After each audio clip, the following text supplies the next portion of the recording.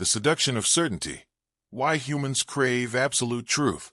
Certainty is one of the most seductive forces in human history. Before empires were built, before religions formed, before nations drew borders, human beings searched for something solid in a world that never stopped shifting. Storms came without warning. Death arrived without explanation. Suffering appeared without reason. And in the face of that chaos, certainty felt like salvation. To be certain is to feel anchored. It provides relief from doubt, relief from fear, relief from the burden of not knowing. Certainty tells us who we are, what to believe, and where we belong. It transforms a confusing world into a comprehensible story with clear rules and clear villains. And once that story is accepted, the mind can finally rest.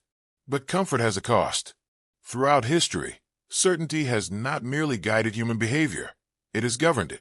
Entire civilizations have organized themselves around absolute truths that could not be questioned.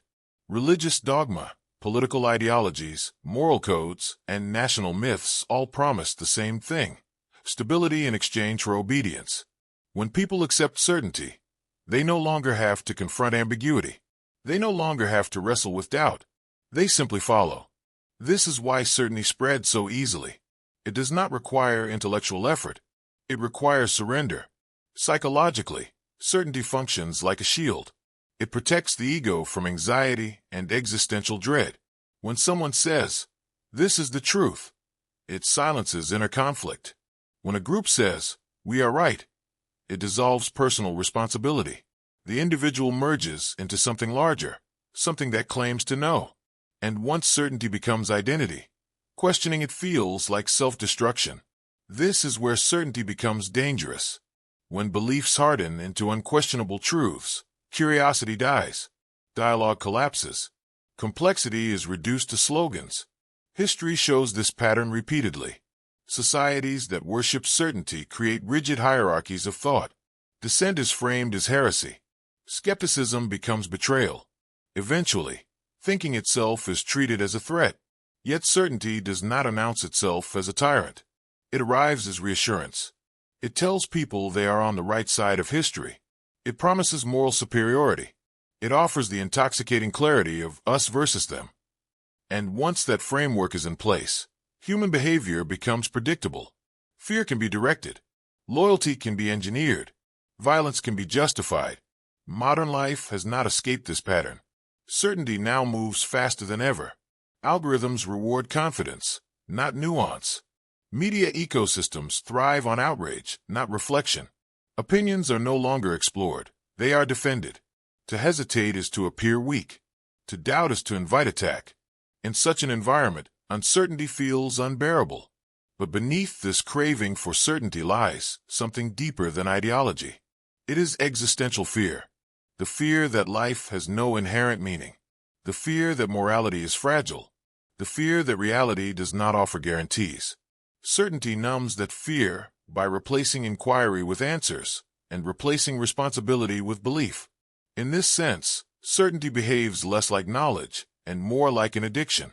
The more uncertain the world becomes, the stronger the craving grows. And like all addictions, it offers short-term relief at the expense of long-term health. Over time, the mind loses its flexibility. The capacity to revise beliefs weakens. What once felt like clarity becomes intellectual paralysis. It is precisely at this psychological breaking point that Friedrich Nietzsche enters the story. Nietzsche did not arrive as a reformer seeking better beliefs. He arrived as a demolition force. He looked at certainty itself and saw not wisdom, but decay. To him, the human obsession with absolute truth was not a sign of strength, but of weakness. It revealed a refusal to face reality without protective illusions. Nietzsche believed that certainty was not neutral. It was symptomatic. He saw it as a coping mechanism used by individuals and societies unwilling to confront chaos, suffering, and responsibility. Certainty, in his view, was not the solution to existential anxiety. It was its most sophisticated disguise. This is why Nietzsche's ideas remained so unsettling. He did not ask whether beliefs were true or false. He asked why people needed them to be certain. He questioned the psychological motives behind moral systems, religious faith, and ideological conviction. And what he uncovered was deeply uncomfortable. Certainty, Nietzsche argued, is often a refusal to grow. To be certain is to stop becoming. It is to freeze the world into fixed meanings and declare the search complete. But life, Nietzsche insisted, is movement, tension, contradiction, and flux. Any system that promises final answers is fundamentally hostile to life itself. This is why Nietzsche described certainty as a sickness of the mind.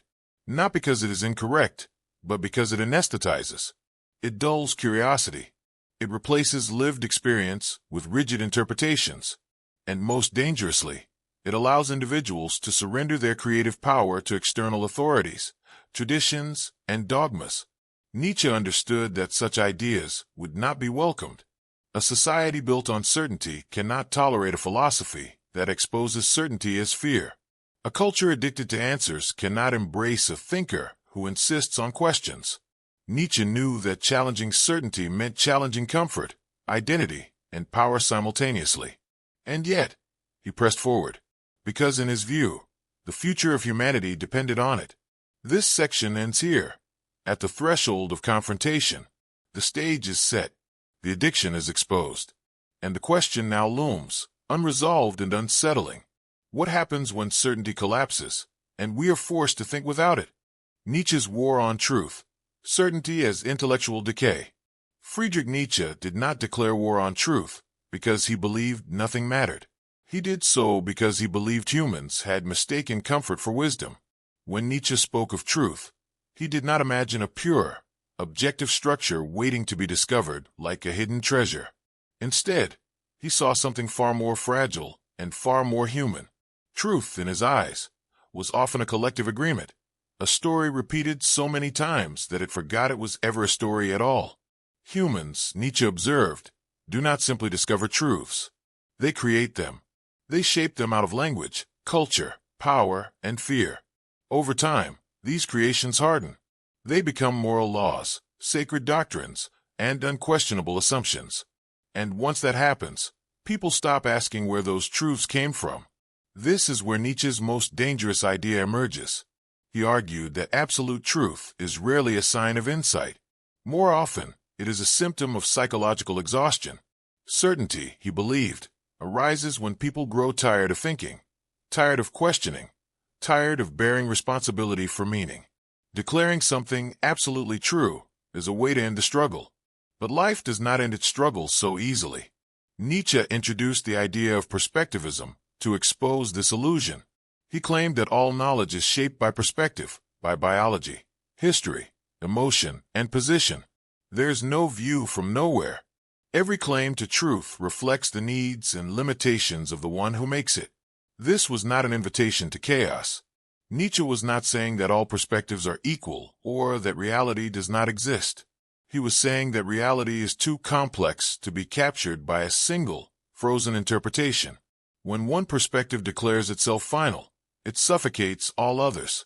This is why Nietzsche viewed certainty as intellectual decay. A mind that believes it has arrived at final truth no longer explores. It no longer listens. It no longer evolves. Certainty transforms thinking into repetition and philosophy into doctrine. Creativity withers, and thought becomes obedient. Perhaps Nietzsche's most misunderstood declaration is the phrase, "God is dead." This was not a celebration, nor was it a simple attack on religion. It was a psychological diagnosis. Nietzsche was describing the collapse of a shared foundation of meaning that had structured Western thought for centuries. God, in this sense, represented absolute authority, an ultimate source of truth, morality, and purpose. When that authority eroded, it left behind a terrifying vacuum. Nietzsche understood that humans would not easily accept this emptiness. Instead of creating new values consciously, many would cling even harder to rigid beliefs, ideologies, and moral absolutes. The death of God did not eliminate certainty. It multiplied substitutes for it. Political ideologies, moral crusades, and cultural dogmas rushed in to fill the void. Nietzsche saw this coming. He warned that without the courage to live without absolute truths, societies would replace old certainties with new ones, often more dangerous because they presented themselves as rational, scientific, or inevitable. In these systems, belief would no longer call itself belief. It would call itself truth, and questioning it would become unthinkable. Nietzsche paid a heavy price for seeing this too clearly. He lived much of his life in isolation, dismissed as mad, immoral, or irrelevant. His refusal to align himself with any moral camp made him an enemy to all camps. Religious thinkers found him blasphemous. Moral reformers found him cruel. Political movements found him unusable. Yet Nietzsche accepted this loneliness. He believed that intellectual honesty demanded exile. To reject certainty was to reject belonging. To question truth was to stand alone. But for Nietzsche, this solitude was not a tragedy. It was a test.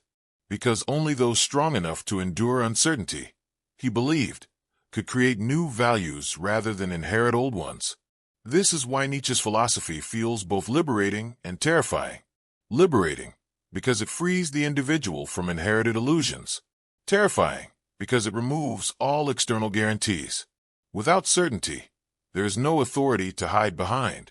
Meaning becomes a responsibility rather than a gift. By the end of Nietzsche's challenge, a disturbing realization begins to surface. If certainty is a disease, then societies that pride themselves on moral clarity may be the most infected of all. If truth has been weaponized to silence doubt, then belief itself becomes a form of control. And this raises a final, unavoidable question, one Nietzsche never allowed his readers to escape. What happens when entire civilizations organize themselves around unquestionable truths? The answer does not remain philosophical for long. It becomes historical, political, psychological, and that is where the story now moves. Mass delusion. How certainty becomes power, control, and propaganda. When certainty moves from the individual mind into the collective, it changes form. What begins as belief becomes structure. What begins as conviction becomes authority. And what begins as reassurance becomes control. Nietzsche understood that the most dangerous beliefs are not enforced by violence, but by belonging. A society does not need chains when its people willingly defend the ideas that bind them. Certainty makes this possible. It simplifies reality into clean narratives, clear enemies, and unquestionable virtues. Complexity disappears. Doubt becomes suspicious.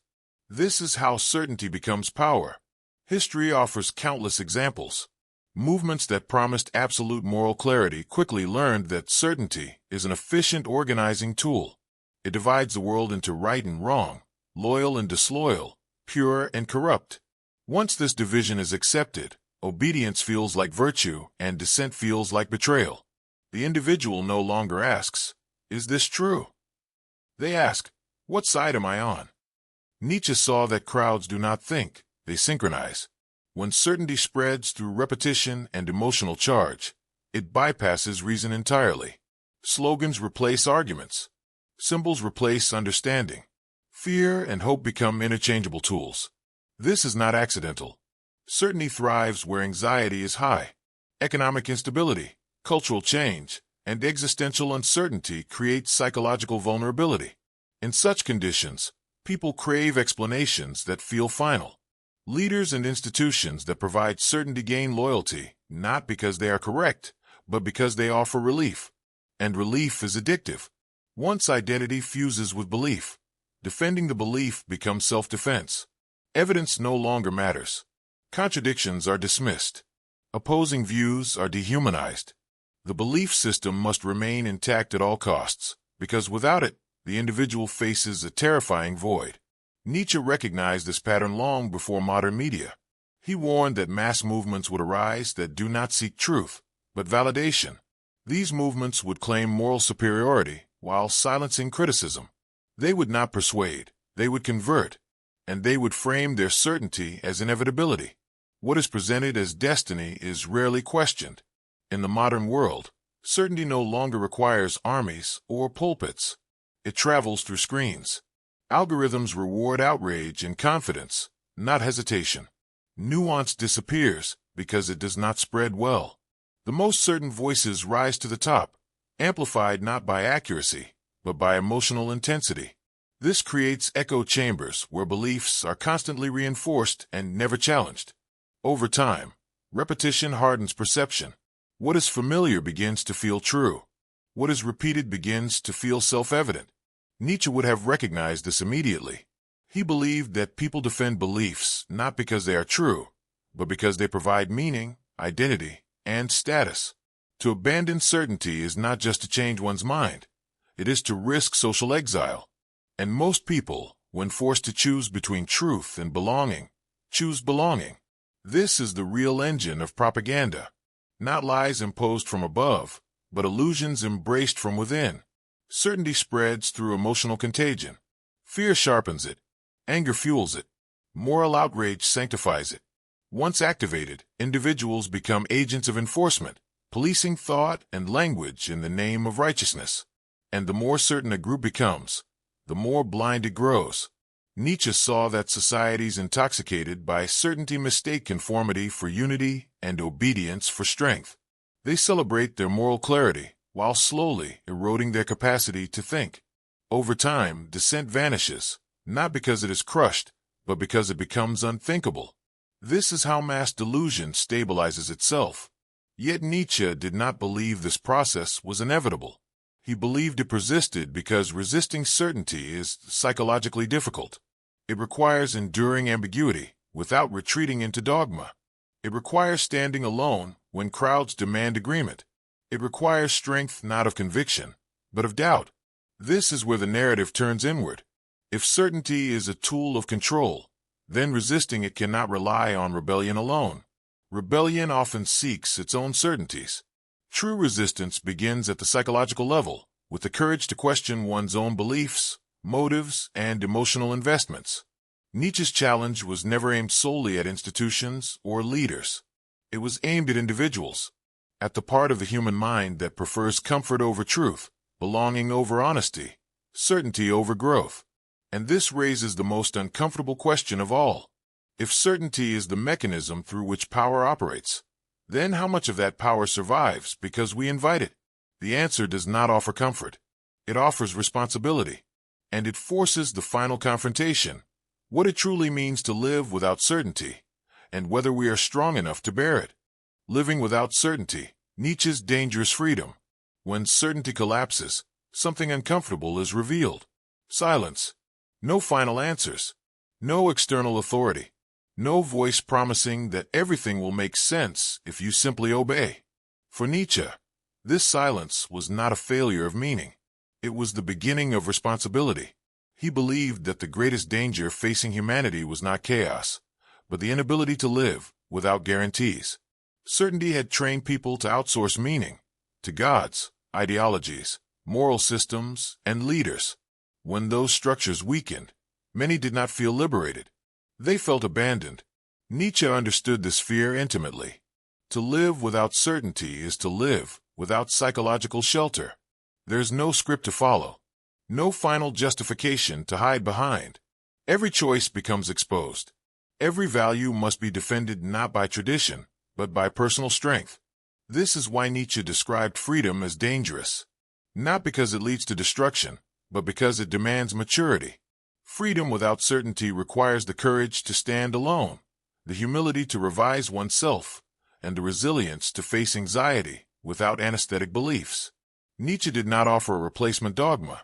He offered a challenge: self-overcoming. This was his answer to the collapse of absolute truth. Instead of clinging to inherited values, individuals must create their own, not arbitrarily, but honestly.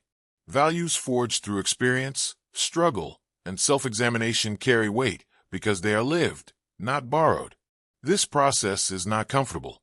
It produces anxiety because it removes excuses, isolation because it resists conformity, responsibility because no one else can be blamed.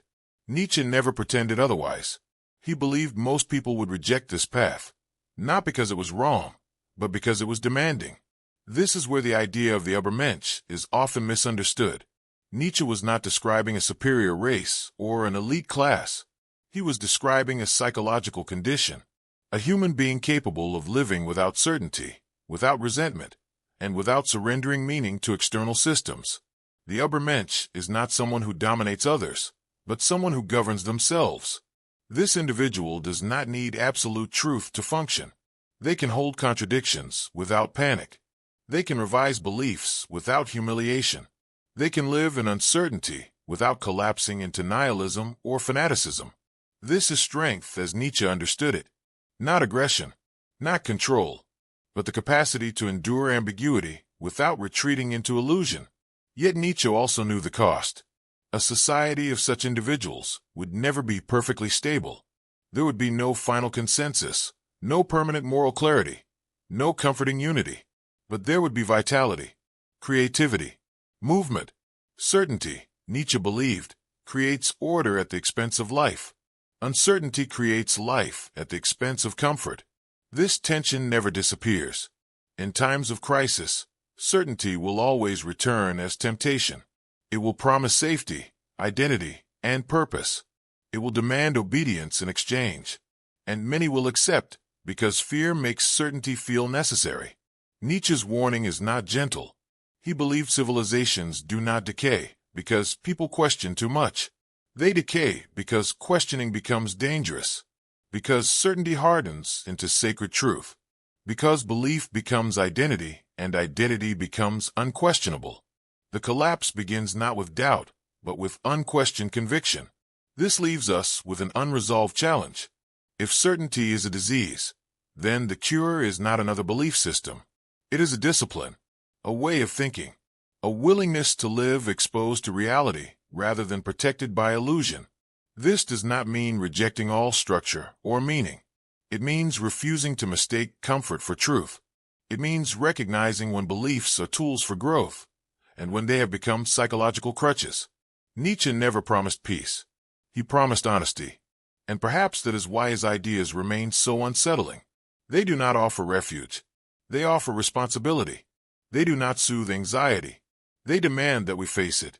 The question he leaves behind is not philosophical. It is personal. Are we seeking truth or safety, understanding or belonging, growth or certainty? Because the future does not belong to those who are most certain. It belongs to those strong enough to live without it.